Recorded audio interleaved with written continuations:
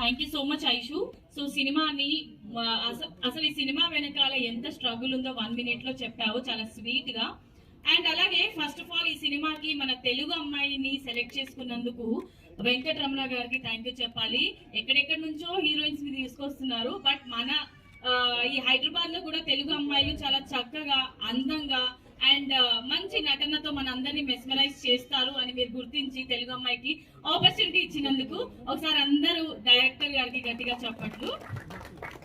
And ఇంత ఈ event start అయ్యే ముందు మనం లైవ్ మ్యూజిక్ విన్నాం కదా.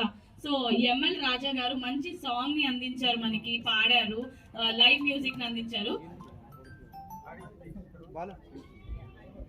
ఓకే, సో న్యాచురల్ ఆర్టిస్ట్ అనొచ్చా హారికని?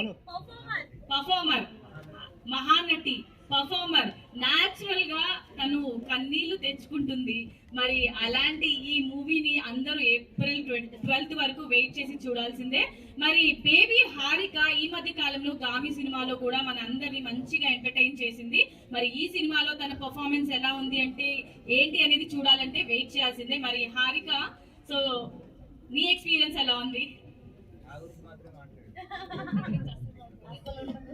హలో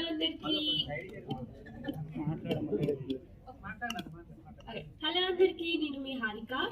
సో గామిలో నన్ను ఉమాగా చూసుంటారు, అంటే సుందరానికి లీలాగా చూసుంటారు, బట్ మర్సీ కిల్లింగ్ లో నన్ను స్వేచ్ఛగా చూస్తారు.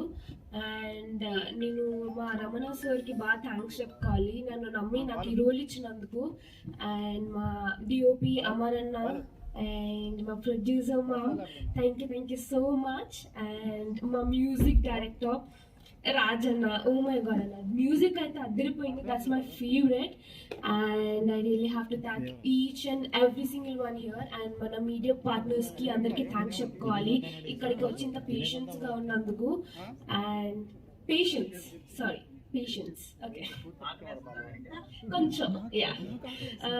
అండ్ మా మమ్మీ డాడీకి కూడా థ్యాంక్స్ చెప్పుకోవాలి, చిన్నప్పటి నుంచి సపోర్ట్ చేస్తూ ఇక్కడి వరకు వచ్చానంటే మా మమ్మీ డాడీకి thanks, love you.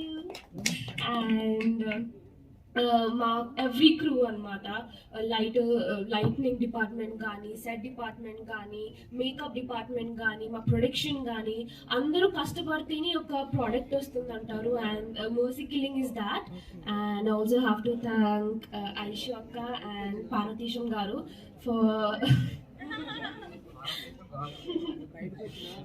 for always being there on sets and నవ్విస్తున్నందుకు.